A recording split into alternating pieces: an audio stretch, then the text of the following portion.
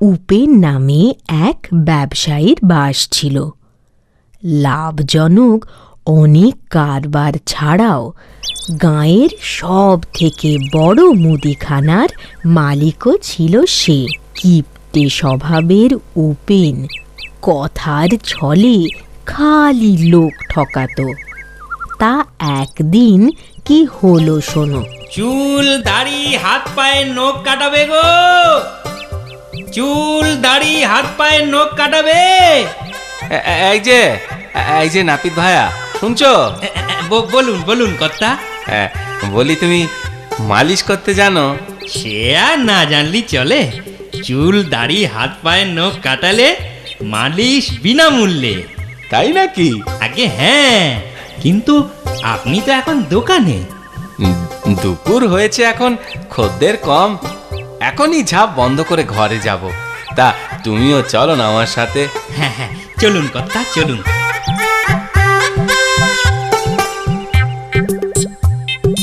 বাহ বাহ বাহ বাহ বাহ, তোমার মালিশের হাতটা তো বেশ ভালো। আমার তো ঘুমের চোখ লেগে এসেছিল একেবারে। হ্যাঁ কর্তা, সবাই তাই বলে। তবে শুধু মালিশের কথা কেন বলছেন? ওই যে হাত পায়ের নখ কেটে দিলুম। আসলে মালিশটা তো বিনি পয়সায়, তাই আরো আরাম পেলাম। হ্যাঁ, আগে মালিশ তো বিনি পয়সায় নয়। ও মা, সে কি? তবে যে বললে আপনি তো চুল দাড়ি কাটাননি, তাহলে বিনি পয়সায় হতো। ও দেখো কাণ্ড, আজ কাটিনি তো কি হয়েছে, অন্যদিন কাটবো। তবে সেদিনেই বিনি পয়সায় মালিশ করে দেব। আজ কিন্তু টাকা লাগবে কর্তা। তাই বুঝি? হ্যাঁ। ঠিক আছে, তো এই নাও একানা, নিয়ে এখন বিদে হতো। হ্যাঁ গিন্নি, বলো। গামছাটা দাও তো, পুকুরে ডুব দিয়ে আসি, অনেক বেলা হলো। দিচ্ছি। এত কমে হবে না কর্তা, আরো কম করে 2 আনা দিতে হবে। হ্যাঁ 2 আনা? তুমি খেপেছো? এর বেশি 1 পয়সাও হবে না। বলি, নিজের বাপ ঠাকুরদাকে তো আর অমান্য করতে পারি না। তারা যা দিয়ে এসেছে আমি তাই দিয়েছি বাবু, কম তো দিনই তোমায়। কিন্তু আজ কি আর সেদিন আছে কর্তা? নেই কে বললে? হ্যাঁ, আলাদা কি হয়েছে শুনি? তখনও তো দিন রাত হতো, এখনো তো দিন রাত হয়। সেদিনও বৃষ্টি পড়তো, ঝড় উঠতো, এখনো তাই হয়। আগে আগে আম গাছে আম হতো, আজও তাই হয়। আম গাছে তো আর কলা হয় না, হয় কি? এই না গো, তোমার গামছা। দাও দাও, ভালো সময় এসেছো গিন্নি। এই তুমি এখন যাও তো বাপু, আমাদের নাওয়া খাওয়া আছে, এখন যাও। মাত্র 1 আনা দিলে? এ তো ভারী অন্যায়। তবে আর বলছি কি, কিন্তু দেখো এর শোধ আমি ঠিক তুলবো। কিভাবে কিভাবে? কাল একটা বড় দেখে থলে দিও তো গিন্নি। উমা, তোলে কি করবে গো? কি হে, তুমি আমার পয়সা চাইতে এলে বুঝি? আগে না, মাল কিনতে। মাল কিনতে? তা ভালো, তবে এই বাকিটা কি হবে না, কিন্তু নগদ চাই। আপনি যে ধারে মাল বেচেন না, হ্যাঁ। এটা আমি জানি কর্তা। জানো? হ্যাঁ। বেশ বেশ বেশ, তা ভালো। এবার কি লাগবে বলো? হ্যাঁ, এই এক এক করে বলছি, আপনি দিতে থাকুন। তা ভালো। অনেক মাল কিনবে বুঝি? হ্যাঁ, মাসকাবাড়ি মাল কিনা। তা ভালো, বলো। টেকে টাকা নিয়ে অত বড় থলে নিয়ে গেল, মাসকাবাড়ি মাল কিনতে। আবার কি করছে কি জানি। ব্যাস আজ এই অবধি থাক, যথেষ্ট। এই নেন কর্তা, টাকাটা নেন। একই এই 1 পয়সা কেন? এ কটা জিনিসে এর থেকে আর বেশি কি দেব কর্তা? না, এই এত কমে হবে না। হবে না কি বলছেন কর্তা? হয়ে তো গেছে, মাল তো আপনি দিয়ে দিয়েছেন। আরে বাবা, সেই জন্যই তো বলছি, কম করে তোমায় আরো 2 টাকা দিতে হবে। আপনি কি খেপেছেন কর্তা? বলি, আমার বাপ ঠাকুরদাকে তো আর অমান্য করতে পারি নে। এই দেখো, মাল নিয়েছো, পয়সা দেবে, এর মধ্যে আবার বাপ ঠাকুরদা আসছে কোত্থেকে? কেন? যেভাবে গতকাল আপনার বাপ ঠাকুরদা এসেছিল, আমার পূর্বপুরুষরা যে পয়সা দিত আমিও তাই দিয়েছি, 1 পয়সাও কম তো দিইনি। আজ কি আর সেদিন আছে নাকি? হ্যাঁ, কেন থাকবে না? তখনও সূর্য উঠত, এখনো ওঠে। ব্যাস ব্যাস ব্যাস ব্যাস ব্যাস, থামো থামো থামো। তোমাকে মাল বেচাই আমার উচিত হয়নি। আর আপনার কাজ করাও আমার উচিত হয়নি। যাকে যাকে, লোকে একবারই ঠকে। ঠিক বলেছেন, চলি। ও বাপরে, কি ভারী তোলেটা, তুলতে গিয়ে পুরো পেকে যাচ্ছে।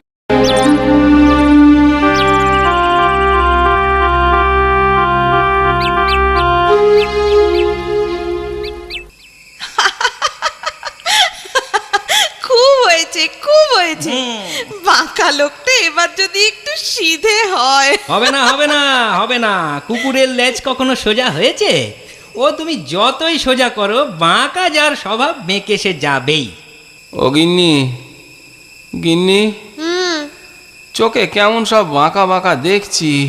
কই দেখি, চোখের মনি টেরা হয়ে যায়নি তো? হ্যাঁ, তাই ভাবছি, দেখো তো। না, ঠিকই তো আছে গো। ঠিকই আছে? হ্যাঁ, ঠিক করে দেখো। তবে কি চোখে কোনো ব্যায়াম হলো? আমি বলি কি, হ্যাঁ বলো। ওই পাশের শামুকপোতা গাঁয়ে হ্যাঁ, হরিদাস নামে এক বদ্যি আছে, তার নাকি খুব হাত যশ। আগে সে রাজবদ্যি ছিল। কিন্তু রাজবদ্যি যখন, সে তো অনেক টাকা নেবে গিন্নি। হ্যাঁ, তা তো নেবেই, তবে এও শুনেছি গরিব দুঃখীদের কাছ থেকে নাকি 1 পয়সাও নেয় না। নেয় না বুঝি? তা ভালো, তা ভালো। ভালো আর কি করে হলো শুনি? তুমি তো আর গরিব দুঃখী নয়। তা হতে কতক্ষণ বলো? মানে তোমার না বুঝলেও চলবে, বুঝেছো? যা বলছি তাই করো দেখি। আচ্ছা আচ্ছা, আমার সেই ছেঁড়া ফতুয়াটা কোথায়? ওটা দিয়ে ঘর পুঁজবো, নাইমে রেখেছি। তা ভালো, তা ভালো। তবে ওটাতেই তাপ্পি লাগিয়ে রেখো। কেন? তাপ পিলাইকে কি হবে? আরে বাবা, আমায় গরিব হতে হবে না।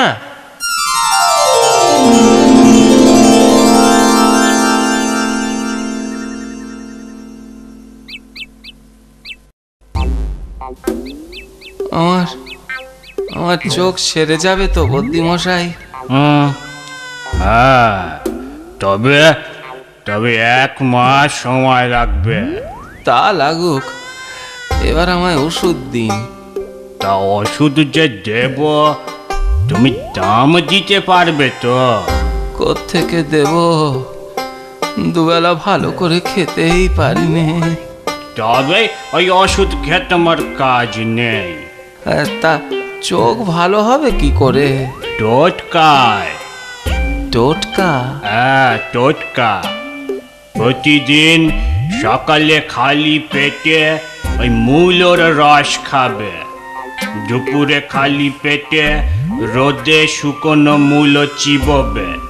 শোনো, কিন্তু গিলবে না। ও, গিলবো না? না, ছিবড়ে করে সেটা ফেলে দেবে। রসটা গিললেও গিলতে পারো। আর রাতে? রাতেও খালি পেটে। আবার খালি পেট? এই 1 মাস মূলের রসই তোমার খাদ্য। তা ভালো, তা ভালো। আপনাকে কত দিতে হবে বদ্যিমশাই? গরিবদের কাছ থেকে আমি কিছু নিই না।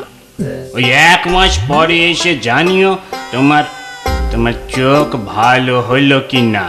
নিশ্চয়ই জানাবো বদ্যিমশাই। অনেক ধন্যবাদ আপনাকে, অনেক ধন্যবাদ।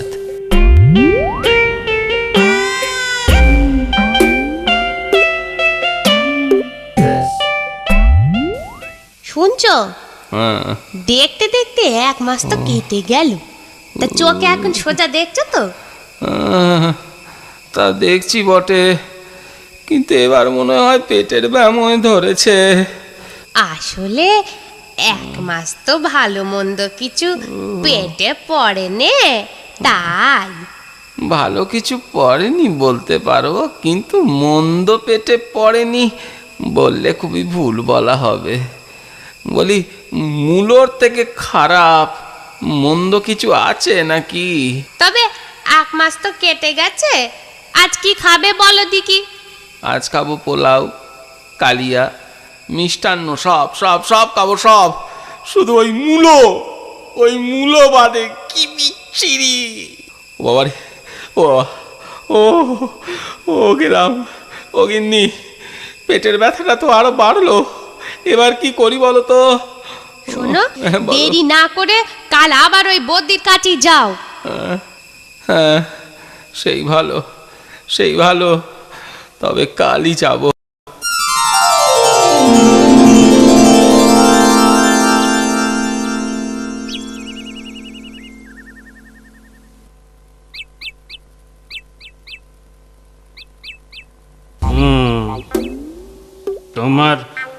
তোমার চোখ তো সেরে গেছে। হ্যাঁ, কিন্তু পেট। আচ্ছা বাবা, সত্যি করে বলো দেখি, বদ্যির কাছে কিছু লুকোলে কিন্তু প্রাণে মারা যেতে পারো। তুমি গুরুপাক কিছু খেয়েছিলে? হ্যাঁ, ওই মূলোর রস আর পোলাও, কালিয়া। সে কি, তুমি তো শুনেছিলাম গরিব, এসব পেলে কোত্থেকে? বন্ধু ও খাইয়েছে। তা কি নাম তোমার সেই বন্ধুর? আগে উপেন। খুব ব্যথা হচ্ছে পেটে। তোমার ওই বন্ধুকে বলো তোমার চিকিৎসার খরচা জোগাতে, তার জন্যই তো এইসব হয়েছে। সে আমায় ভালোবেসে খাইয়েছে, তার কাছে টাকা চাওয়া কি ঠিক হবে? ঠিক আছে, তোমার বন্ধুর ঠিকানা বলো, যা করার আমি করছি। এই ওষুধটা খেয়ে নাও, পেট পরিষ্কার হলে তোমার ব্যথাও কমে যাবে।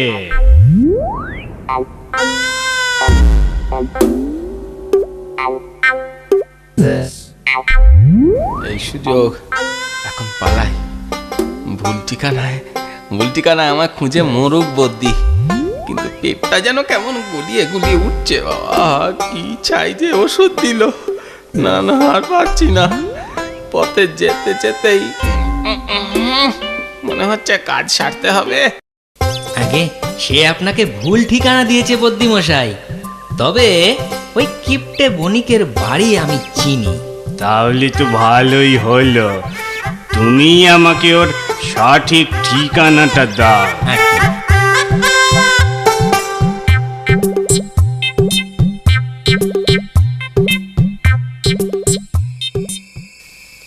আমার খুব চিন্তা হচ্ছে বদ্যিমশাই।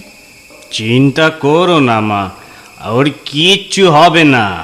কিন্তু সন্ধে গড়ে রাত হলো, এখনো তো এলোনি। সদর দরজাটা খোলো গিন্নি, আমি এসেছি। কি গো, এত দেরি করলি? দেরি কি আর সাত করে করলাম? 10 পা হাঁটছি তো, একবার ছুটছি। ছুটলে আবার দেরি হয় নাকি গো? আরে বাবা, সে ছোটার কথা বলছি না গিন্নি, ছুটে গিয়ে বসার কথা বলছি। সে ছুটে হাম ধরলে তো বসতেই হবে, বয়স তো তোমার কম হলো নি। আরে ধুর তোর কথাই বোঝে না, চাই বুঝতে পারছে না, পেটের গন্ডগোল। 10 বার বসতে হলো। এবার বুঝেছি। এ কি আপনি? এবার কিপটেমি আর লোক ঠকানো ছাড়ো। চলি গো মা, চলি গো উপেন, আমার কথাটা কিন্তু তুমি মনে রেখো। দুর্গা দুর্গা দুর্গা দুর্গা। কই গিন্নি, আমার গামছাটা দাও তো, চান করে তবে ঘরে ঢুকবো। হ্যাঁ, এবার সত্যি গঙ্গা স্নান করোগে, তাতে যদি তোমার পাপ যায়। উপেন তার কথা রাখে। এরপর থেকে সত্যি সত্যি সে ভালো মনের মানুষ হয়ে ওঠে।